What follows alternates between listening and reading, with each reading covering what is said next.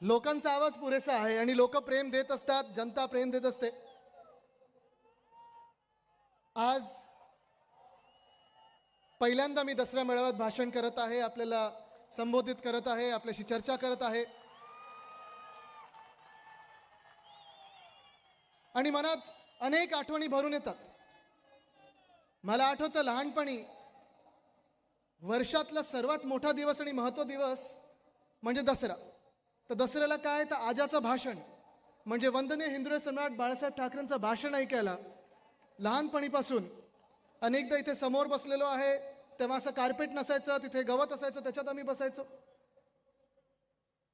मग वडिलांचं भाषण ऐकायला मग 2010 साली मला आठवतं ह्याच मंचावर ह्याच दिवशी दसऱ्याच्याच दिवशी युवासेना स्थापन केली होती आणि माझ्या आजोबांनी वंदनीय हिंदवी सम्राट बाळासाहेब ठाकरेंनी तलवार तर हातात दिली, पण ताकद दिली, आशीर्वाद दिले, प्रेरणा दिली, बळ दिलं की आदित्य लढ, ह्या महाराष्ट्रासाठी लढ, या मातीसाठी लढ, या देशासाठी लढ.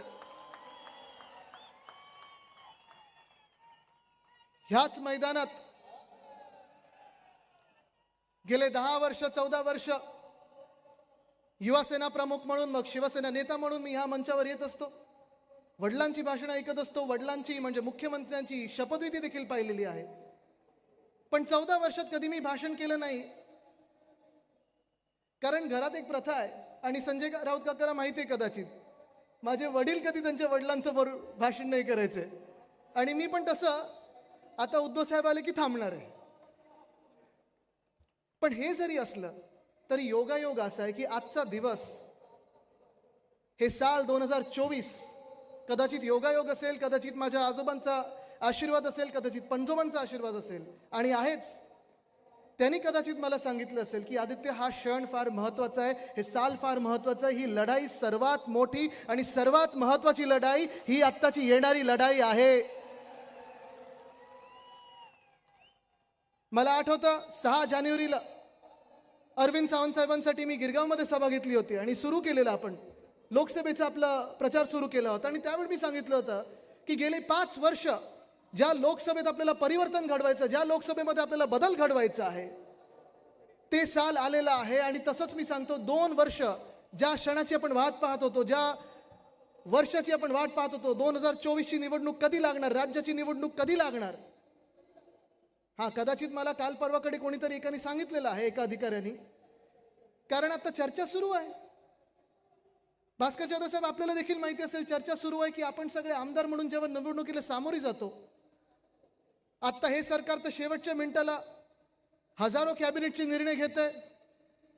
ज्यांना काय काय महामंडळ असतील, मंडळ असतील, ज्यांना बनवायचं त्यांना बनवतं, म्हणजे महामंडळ वगैरे बनवतच आहे, पण जे काही बनवायचं ते बनवतं. पण मला एकाने सांगितलं की आदित्य, आचारसंहिता लवकर लागणार नाही, जोपर्यंत अदानीची सगळी कामं आणि सगळे GR निघत नाहीत तोपर्यंत आचारसंहिता लागणार नाही, असं मला एका अधिकाऱ्याने सांगितलं. आणि म्हणून ही लढाई फार महत्वाची ठरते. आज हा आपला दसरा मेळावा इथे एक चालू आहे, खरी शिवसेना, ओरिजिनल शिवसेना. आणि आपलं भाग्य आहे की आपल्या शिवसेनेला उद्धव बाळासाहेब ठाकरे हे नाव जोडलेलं आहे. म्हणजे उद्धव साहेब पण आहेत, बाळासाहेब पण आहेत आणि ही आपली शिवसेना आहे. ठाकरे म्हणजे तुम्ही सगळेच.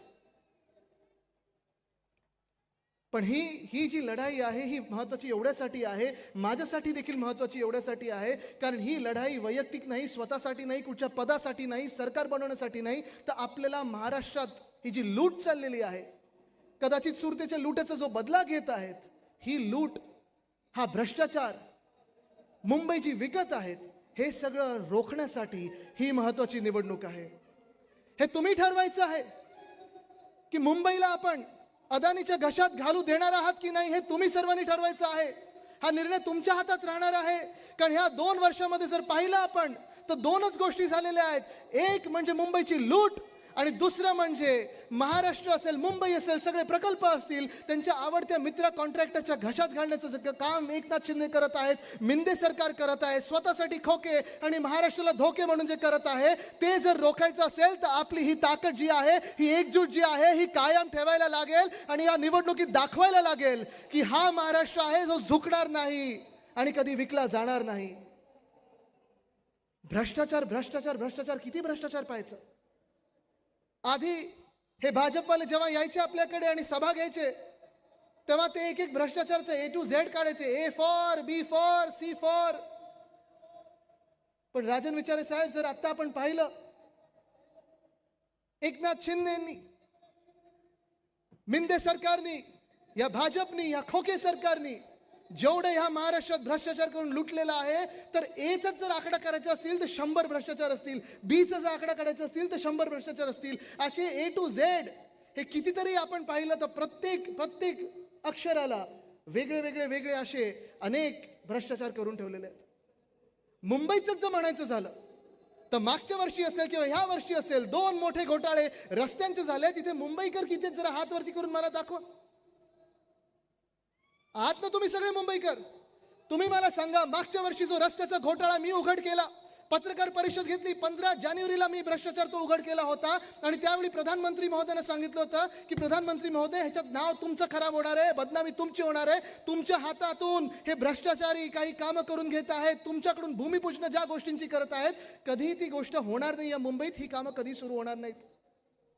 पण रावते साहेब, 6,000 कोटीचा मागचा घोटाळा रस्त्यांचा जेव्हा मी हा घोटाळा उघड केला तेव्हा मुंबई महानगरपालिकेला मान्य करायला लागलं आणि 1,000 कोटी मुंबईचे वाचवायला लागले, मुंबईचे कमी करायला लागले. आणि तरी देखील मी आज सांगतो, अजूनही 5,000 कोटीचा घोटाळा हा आपल्या डोळ्या देखत आहे.